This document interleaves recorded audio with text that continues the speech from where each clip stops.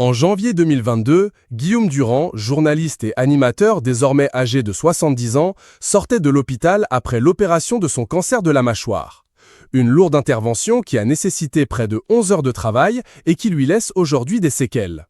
Sur C8, il évoque notamment une perte de poids importante qui ne semble pas vouloir s'arrêter. « Je ne souhaite à personne de vivre ça ».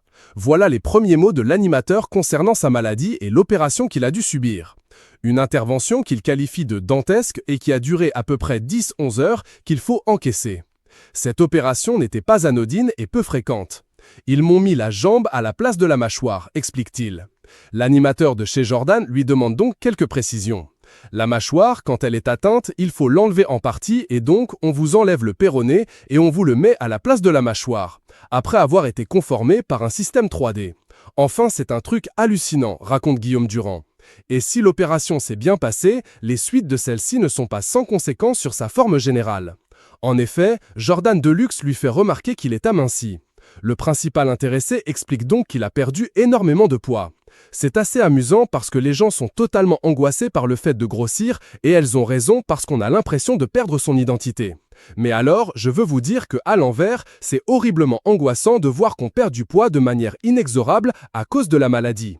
Guillaume Durand confie ainsi être passé de 90 kg à 75 kg en un temps record. Vous arrivez le mardi, vous vous pesez, vous voyez 85, vous vous pesez le vendredi et vous voyez 82. Vous vous dites mais où ça va s'arrêter ? Selon lui, s'il est parvenu à maintenir une certaine forme, c'est en partie grâce au sport. Très peu de temps après l'opération, je me suis forcé à sortir avec infirmière qui gueulait pour aller courir dans la rue, raconte-t-il. Il explique d'ailleurs que la rééducation, c'est de vivre, bien que ce dernier avoue qu'il a eu peur de retourner travailler pour des questions d'élocution. En effet, il a longtemps eu peur d'ouvrir la bouche et que ça se coince. Aujourd'hui, l'animateur de Radio Classique témoigne pour les médecins, pour les malades, pour lui-même. Lors de cet échange avec Jordan Deluxe, il en a profité pour faire une petite révélation concernant sa relation avec Brigitte Macron.